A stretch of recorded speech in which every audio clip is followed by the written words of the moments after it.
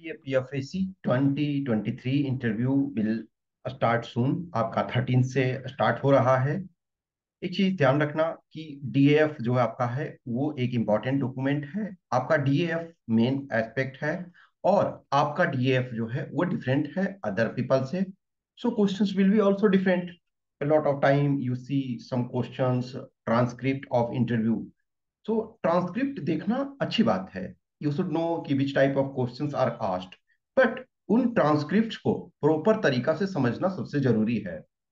Always ध्यान रखो कि जो भी आपसे क्वेश्चंस पूछे जाते हैं वो कहीं ना कहीं आपके जो डीएएफ है उस कैपेबिलिटी के अनुसार पूछे जाते हैं। If you are having work experience, if you are having good academics, you will be asked little tougher questions. इस वजह से कि आपको चेक किया जाता है उस आधार पे जितनी आपको क्षमता है। जिस पर्सन की क्षमता कम है उससे कम उस टाइप का क्वेश्चन पूछा जाएगा, उसको वो जस्टिफाई कर रहा है या नहीं ये देखा जाएगा। आपकी क्षमता अच्छी है तो आपसे अच्छे लेवल का क्वेश्चन पूछा जाएगा। तो ऑलवेज ध्यान रखो कि आपका डीएफ है वो यूनिक है। इवन टू ब्रदर्स भी होते हैं, बहुत ऐसे बार होते हैं कि टू ब्रदर्स, कजिन्स, ये फैमिली मेंबर, बेस्ट फ्रेंड्स साथ में देते हैं इन द सेंस है कि सेम ईयर में। लेकिन दोनों के अलग अलग होते हैं, दोनों से अलग अलग क्वेश्चन पूछे जाते हैं और दोनों के मार्क्स भी अलग अलग आते हैं।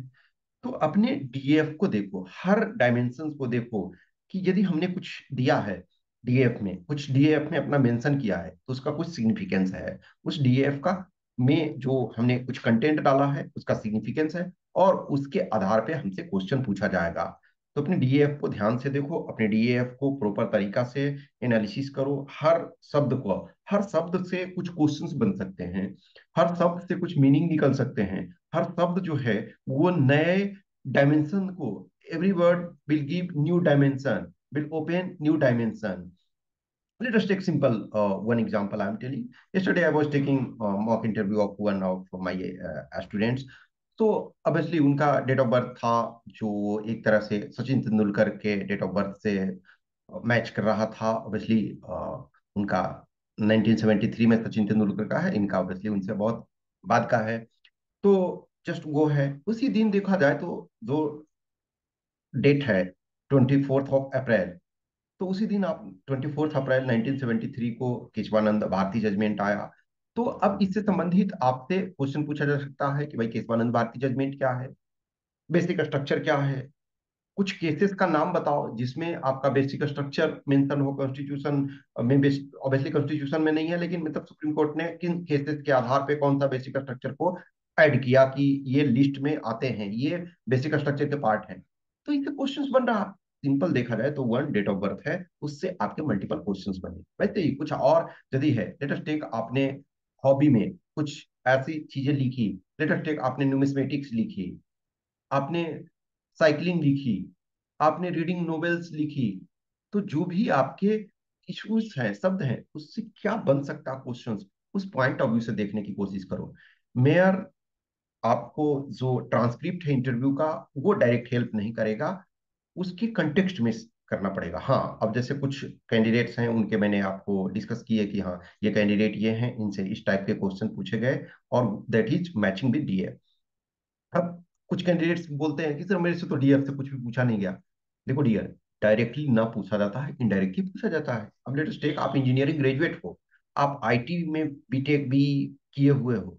अब आपसे डीएफ से डायरेक्ट ना पूछ करके टेक्नोलॉजी के फील्ड में पूछा गया तो आप कह सकते हो कि वो बियॉन्ड है। नहीं, लेट अस टेक, आप किसी ऐसे बैकग्राउंड से रहे हो या इसी किसी ऐसे एरिया से रहे हो जहां आपका एरिया, जो आपका क्षेत्र है, आपका रीजन है, वो किसी चीज के लिए फेमस है या कोई ऐसा इंपॉर्टेंट चीजें चल रहा है। अब लेट अस टेक, कोई प्रयागराज से बिलोंग कर रहे हैं और अब प्रयागराज से उनसे पूछा जाए बहुत सारी चीजें कि लेट अस टेक प्रयागराज में या इलाहाबाद उस समय पहले जाना जाता था, तो कितने कांग्रेस के सेशन, कौन से सेशन हुए, या प्रयागराज के इलाहाबाद के इंपॉर्टेंट पर्सनालिटी का नाम बताओ जिन्होंने साहित्य में योगदान दिया हो। संगम वहाँ सो आपका कुंभ मेला लगता है तो उसके हिस्ट्री के बारे में बताओ। अब लगेगा कि यार ये सब क्या बकवास, नहीं, कहीं ना कहीं तो डीएफ से है। तो यदि आप प्रयागराज से बिलोंग करते हो, आपने अपने जीवन का 20 ईयर्स, 25 ईयर्स या इवन लास्ट का 10 ईयर्स या बचपन का 5 ईयर्स, 10 ईयर्स बिताया है, तो आप उस जगह के बारे में तो जानोगे। अब उससे एक से आपसे बहुत क्वेश्चन बनते हैं। तो कुछ एस्पेक्ट्स जो अपने एरिया, अपने डायमेंशन उसमें रहे कि हाँ हम 10 मिनट्स बोल सकें। और बाकी नॉर्मल चीजें जिससे कम पॉसिबिलिटी है, कुछ जगह से आपके ज्यादा पॉसिबिलिटी होते हैं ज्यादा क्वेश्चंस पूछे जाने की, तो वहां से जो है वो उसको ऊपर एक्स्ट्रा वर्क करो। अदरवाइज मैंने बोला कि जो भी टर्म है उस पर आपके पास 2 मिनट्स का कंटेंट होना चाहिए।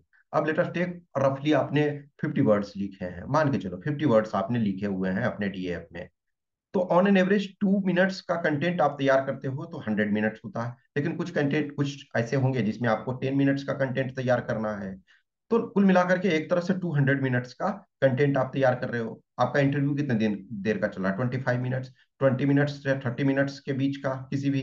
तो 25 मिनट्स यदि ऑन एन एवरेज चल रहा है तो 8 टाइम्स आप कंटेंट को तैयार किए हुए हो, तो आप उसको अच्छे तरीके से बोल सकते हो। बाकी जैसे कुछ करंट अफेयर्स के कुछ टॉपिक्स जो इंपॉर्टेंट टॉपिक, तो वो ऑलरेडी हमने आपको प्रोवाइड किया हुआ है। उनको एक बार देख लो, 100 टॉपिक्स मैंने आपको प्रोवाइड किया हुआ है। उसमें से बहुत सारे टॉपिक्स जो हैं क्वेश्चंस पूछे जाएंगे। अब जो इंटरव्यूअर भी हैं क्या है, जैसे डिफरेंट कुछ कुछ पैनल होते हैं तो वो सिमिलर टाइप के क्वेश्चन पूछते हैं। अब हर इंडिविजुअल कैंडिडेट के लिए टोटली यूनिक क्वेश्चन लाना, ये बहुत एक तरह से डिफिकल्ट टास्क है। जब आप किसी चीज को, कभी कभी क्या होता है ना कि क्वेश्चन का रिप्लाई करना में भी इजी हो जाता है, क्वेश्चन न्यू पूछना डिफिकल्ट हो जाता है। कभी कभी ये ठीक है, रैंडम है, क्वेश्चन पूछना बहुत आसान है, रिप्लाई करना आपके लिए डिफिकल्ट होता है।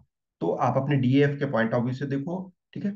और हमेशा ध्यान रखो, before UPSC test yourself. अपने को देखो, अपने को रिकॉग्नाइज करो कि हमारी क्या पोटेंशियल है, हमें क्या कमी है, और जहां से भी आपको मौका मिलता है वहां से सपोर्ट लो। एक चीज ध्यान रखना कि जब भी किसी से आप टीचर मेंटर से जुड़ते हो तो थोड़ा रेगुलर आपको कांटेक्ट में रहना होता है। बहुत बार क्या होता है कि मैं 30 मिनट्स का आपका, 25 मिनट्स का, 30 मिनट्स का आपको उन्होंने सेशन दिया और फिर आप उसके बाद आप उनसे कांटेक्ट नहीं कर पाते हो।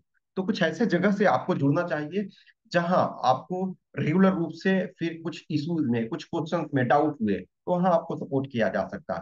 फिर आपको इंडिविजुअल वो पर्सन के तौर पे जानते हो तो सपोर्ट किया जा सकता है। जैसे लेटेस्ट टेक ना, मैं मान के चलो लिमिटेड कैंडिडेट्स को लेता हूँ मॉक इंटरव्यू और मल्टीपल सेशंस करता हूँ। बहुत बार कैंडिडेट को लगता है कि सर इतने सेशंस मुझे एक ही करना है, ठीक है आप एक ही करो। लेकिन क्या होता है, एक जो मॉक है, आप किसी भी मॉक को देखो, एक में सारे डायमेंशन नहीं कवर किए जा सकते हैं। आपके पास यूट्यूब में हजारों इंटरव्यूज, मॉक इंटरव्यूज दिए हुए हैं। इवन आप सीएससी का इंटरव्यू देखो, 20 मिनट्स चलता है इंटरव्यू, मॉक इंटरव्यू जो डाला रहता है 20 मिनट्स, 25 मिनट्स, कुछ एक्सेप्शनल है उनके 30+ मिनट्स के होते हैं। फिर एक फीडबैक सेशन आप 10 मिनट 5 मिनट का वो डाले हुए रहते हैं। ऑब्वियसली मैं फीडबैक सेशन नहीं डालता हूँ, मैं सिर्फ जो मॉक है उसके डालता हूँ जो सक्सेसफुल कैंडिडेट। आप देखो 20-25 मिनट्स में ऑल सेक्शन कंप्लीट करना पॉसिबल नहीं होता है। तो इस वजह से मैं ज्यादा सेशंस लेता हूँ। एटलीस्ट मैं कोशिश करता हूँ कि 3 तो आप करो कम से कम। और हाँ, किसी को लगता है कि चलो ठीक है मुझे मुझे एक ही करना है तो आप वो करो। लेकिन जिस भी मेंटर से, जिस भी टीचर से करो तो वहां आपको वो टीचर जो है, मेंटर है, वो आपको समझे, वो आपके पर्सन को, हर पर्सन यूनिक है। मैं यही बार बार कहता हूँ कि लेटेस्ट एक हमने एक ऐसे दे दिया और ऐसे वो 5,000 कैंडिडेट्स ने लिखा, कोई फर्क नहीं पड़ता, सब ऐसे अपने अपने तरीके से लिखे। लेकिन इन नॉर्मल क्या होता है, जो आप जब किसी चीज को ये करते हो इंटरव्यू गाइडेंस, तो हर कैंडिडेट अलग अलग है, हर कैंडिडेट से अलग अलग क्वेश्चन। तो लिमिटेड कैंडिडेट्स को ट्रैक किया जा सकता है, लिमिटेड कैंडिडेट्स को जज किया जा सकता है, लिमिटेड कैंडिडेट्स को उसके डायमेंशन के अनुसार गाइड किया जा सकता है। अब लेटेस्ट टेक ना कि आप 200 500 कैंडिडेट्स हो, क्या वर्चुअली पॉसिबल, मतलब ये रियली इन रियलिटी पॉसिबल है कि आप सबको ध्यान रखो? नहीं, पॉसिबल नहीं है। लेकिन 50 कैंडिडेट्स, 60 कैंडिडेट्स, वो अप टू 100 कैंडिडेट्स तक हैं तो उनको ध्यान रख सकते हो, अच्छा ये है। अब मान के चलो जो चलते हैं कैंडिडेट्स रहते हैं तो रेगुलर रूप से आप उनसे कांटेक्ट में रहते हो, मल्टीपल सेशंस करते हो, कुछ ग्रुप सेशन करते हो, तो उसमें क्या होता है, ध्यान रहता है, आप उस कैंडिडेट को जानते हो, अच्छा तुम यहाँ से बिलोंग करते हो, तुम्हारी स्ट्रेंथ ये है, नेक्स्ट नेक्स्ट टाइम तो आप कैंडिडेट को पर्सनल रूप से रेपो जानते हो। लेकिन किसी जगह आप वन गए, ठीक है सर मुझे थोड़ा सा बता दीजिए, तो उसमें पर्सनल रेपो नहीं बन पाता है। तो पर्सनल रेपो बनाने की कोशिश, कुछ भी क्वेश्चंस क्यूरी डाउट्स होता है तो आप मैसेज कर सकते हैं। जिनको भी मॉक इंटरव्यू वगैरह चाहिए तो आप मैसेज कर सकते हो इस व्हाट्सएप नंबर 8527146498, या टेलीग्राम नंबर 7404909669 पे। ओके। और हमेशा ध्यान रखो कि आपका जो रिस्पॉन्सिबिलिटी है सबसे ज्यादा है, आप बोर्ड में आपको डिफेंड करना है। जो पर्सन आपको गाइड कर रहा है उसको डिफेंड नहीं करना है। आप उसके प्रॉस कॉन्स सब देखोगे। और कभी भी परफेक्शन स्टेज में नहीं आता है, लेकिन कॉन्फिडेंस आपके अंदर होना चाहिए। Okay, thank you.